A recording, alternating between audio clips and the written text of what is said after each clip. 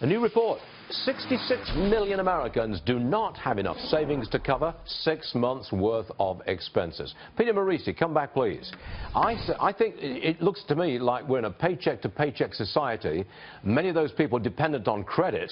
But my question is it getting worse? I don't know that it's getting worse. I think it's the way Americans always were. You know, if you go down to Monticello, where Tom Jefferson lived, you realize he was the first American credit card customer. He was constantly in hock up to his ears, and that's why he went bankrupt.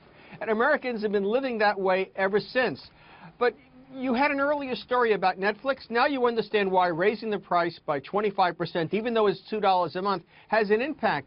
People that are living, the average income in this family income in this country is $58,000 a year. With 2 kids and 2 adults, that's not a whole lot of money. So as a consequence, they do live paycheck to paycheck. It has to do with our expectations. We consume too much of the wrong things. Well, but still, that's just the way Americans it's also are. Because manufacturing has been crushed in this country. Watch this.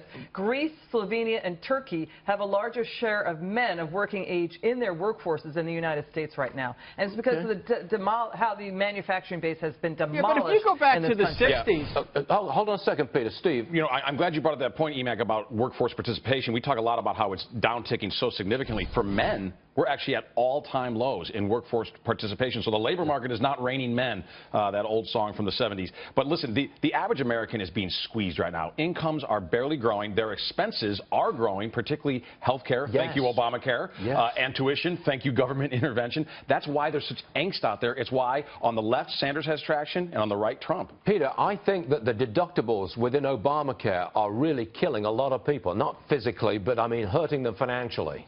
Actually, I think they're doing both because folks are doing without some of the health care that they do need. It goes back to the days when I was a kid. When I was a kid, we didn't have insurance quite the way they do today. Growing up in a working-class family, and you had to really be sick to go to the doctor. And we're back to those kinds of days. We are indeed. Peter, I'm out of time. I'm sorry, I got to go, but thanks very much indeed. We'll see you again real soon. Check